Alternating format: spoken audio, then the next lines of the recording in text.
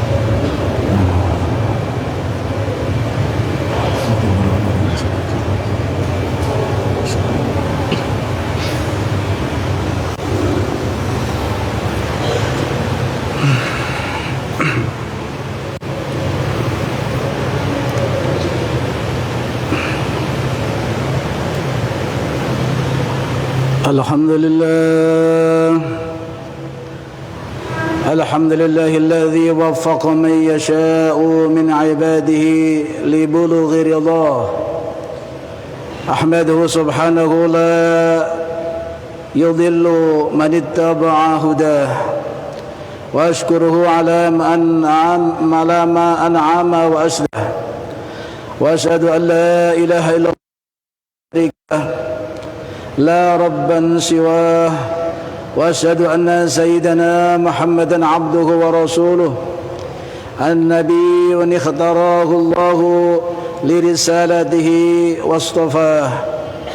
اللهم صل على سيدنا محمد القائم لعبادة ربه حتى تورمت قدمه ومواله.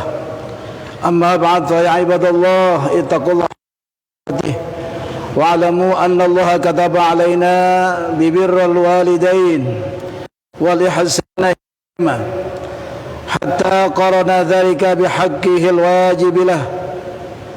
وقد قال النبي صلى الله عليه وسلم: ألا أنبئكم بأكبر الكبائر؟ قالوا بلى يا رسول الله.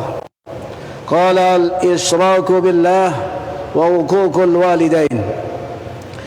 Ma'asyiral hadirin jemaah salat Jumat yang dimuliakan oleh Allah Subhanahu wa taala, marilah kita bersama-sama meningkatkan kualitas ketakwaan kita kepada Allah Subhanahu wa taala dengan jalan berusaha secara melaksanakan semua yang diperintahkan oleh Allah Subhanahu wa taala dengan seluruh kemampuan yang kita miliki, serta dengan mutlak mengerjakan apapun menjadi larangan dari Allah Subhanahu.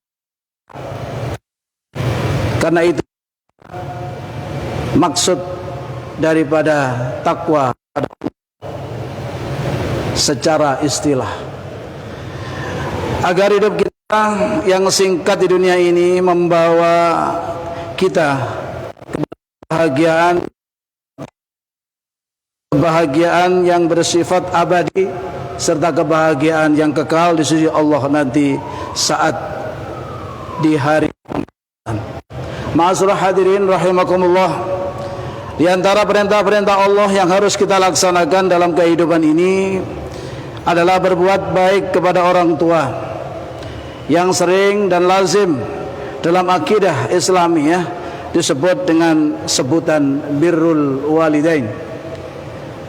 Perintah berbuat baik kepada orang tua itu berulang disebut. Ternyata dalam penuturannya seringkali disertakan perintah untuk menyembah kepada Allah. Satu ayat di sana sebut: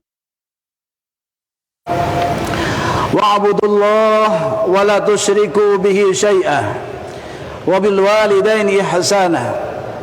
Wa'budullah wa la tusyriku bihi syai'a, sembahlah Allah dan janganlah kamu menyekutukan apapun, dan berbuatlah baik kepada orang tua. Ayat-ayat dalam lain juga banyak. Anishkurli wali walidaik, bersyukurlah kamu kepadaku, kata Allah, dan bersyukurlah atau berterima kasihlah kamu kepada kedua orang.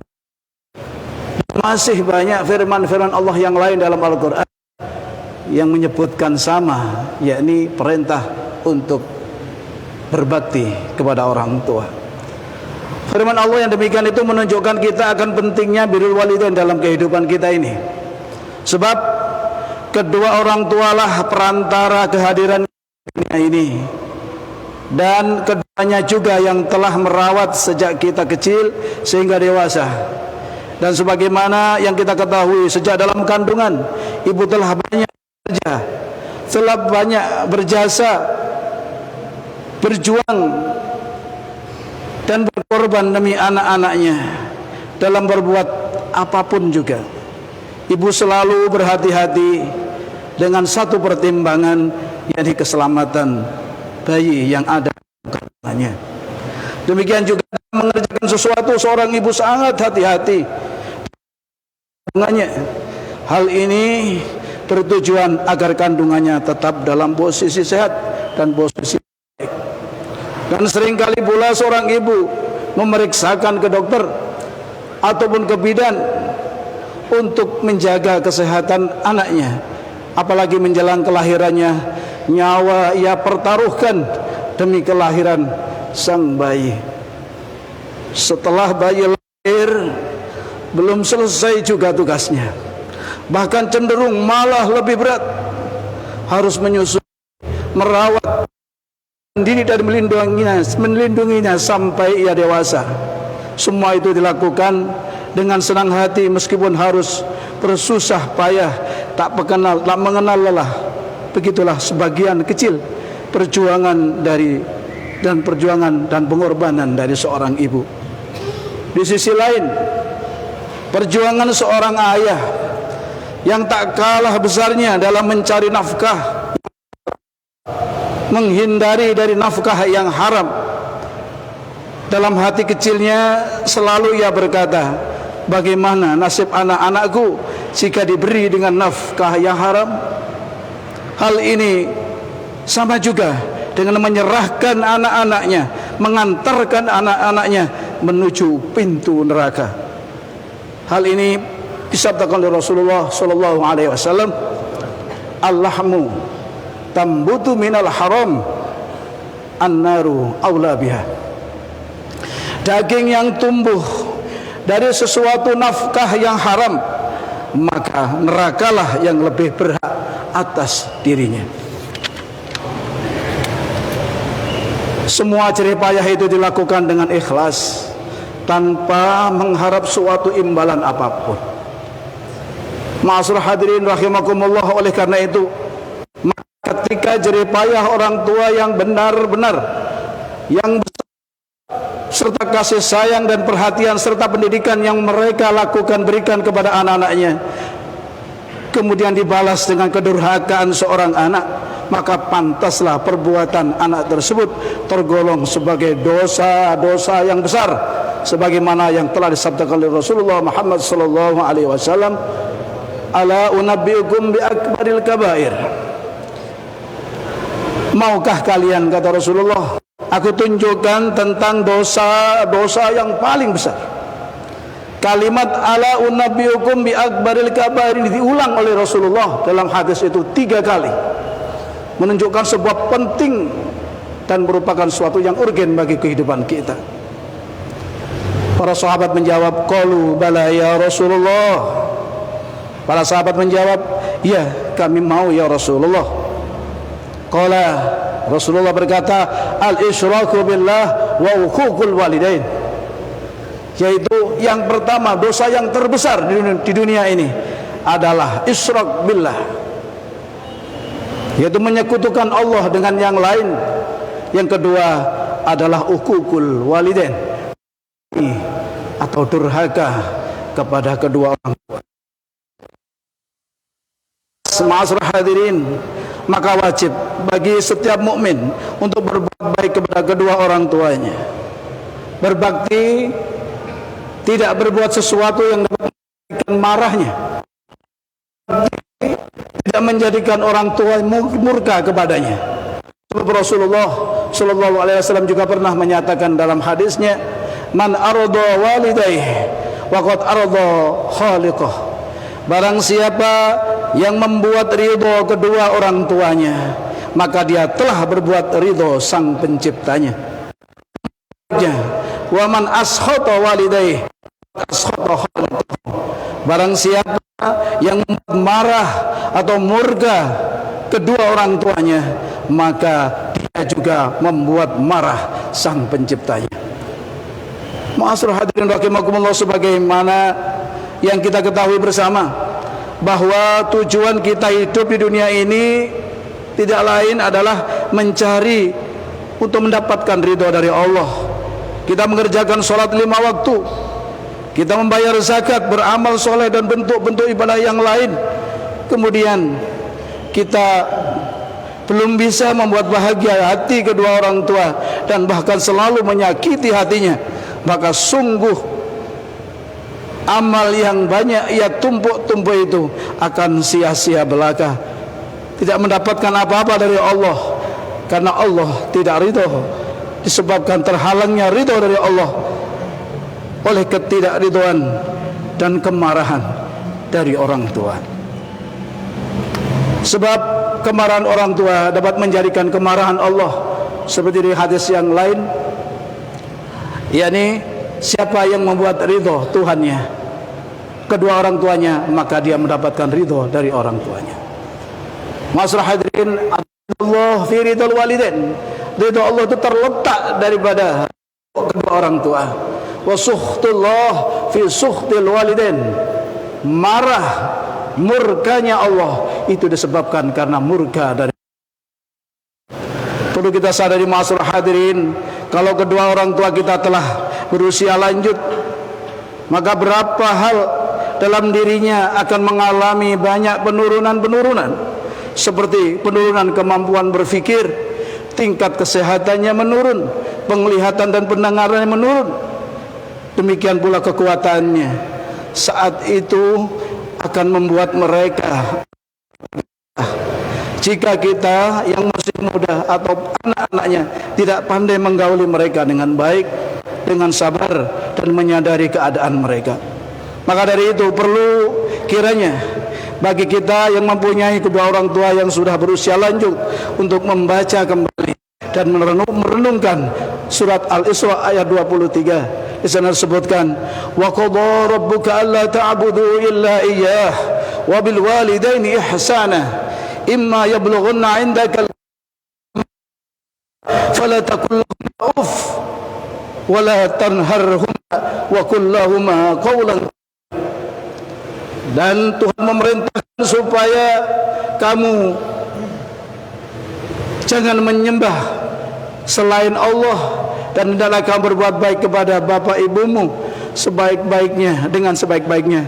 Jika salah seorang di antara mereka atau kedua-duanya telah berusia lanjut dalam penglihatanmu, maka janganlah kamu sekali-kali mengatakan kepada keduanya dengan perkataan uf atau ah, dan jangan pula kamu membentak mereka, dan ucapkanlah kepada mereka dengan ucapan-ucapan yang mulia, ucapan-ucapan yang menenangkan hati, ucapan yang menyenangkan kepada kedua orang tua.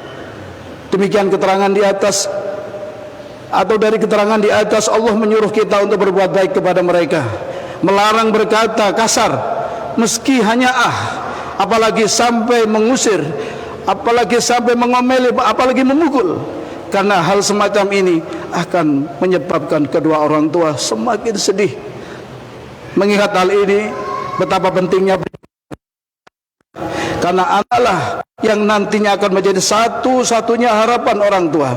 Untuk itu marilah kita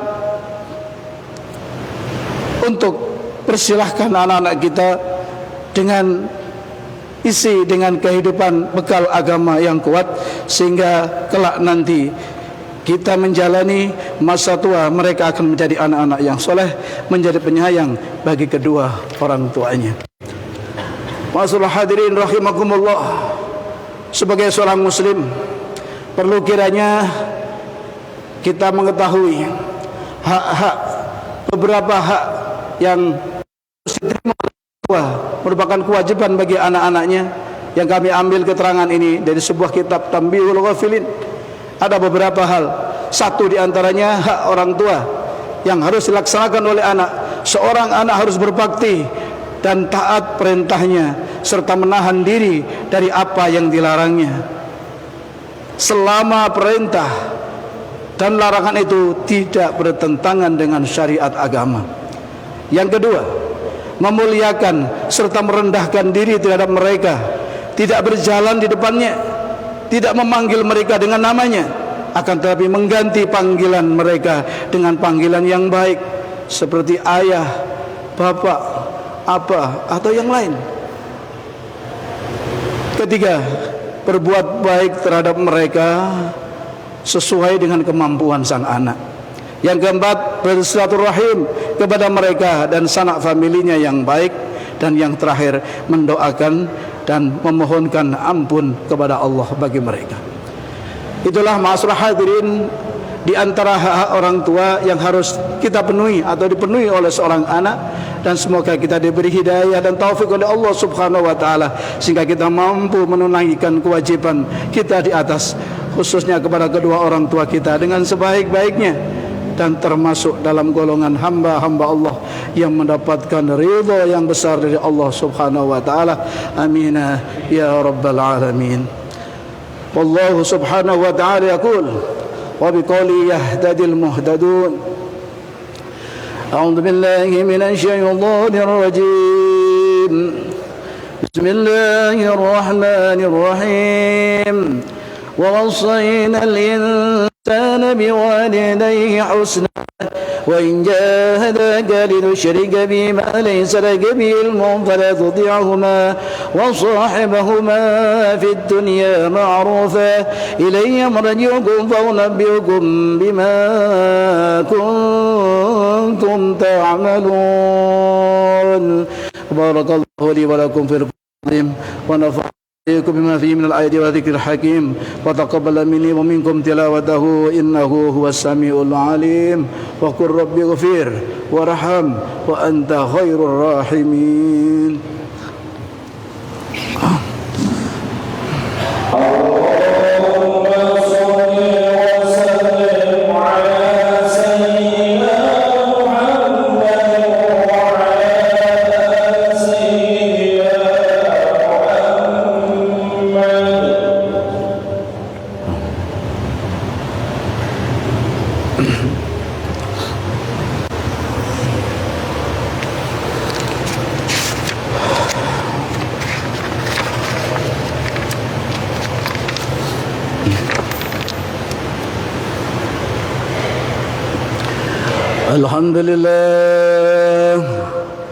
الحمد لله الذي أفاض نعمه وأعظم وإن تعدوا نعمة الله لا تحصوها. أشهد أن لا إله إلا الله وحده لا شريك له أسبغ نعمه ظاهرها وباطنها وأشهد أن سيدنا محمدا عبده ورسوله رسول اصطفاه على جميع البريات ملكها وإنسانها وجنها. اللهم صل وسلم على سيدنا محمد وعلى آله وصحبه أهل الكمال ببقاء الأرض.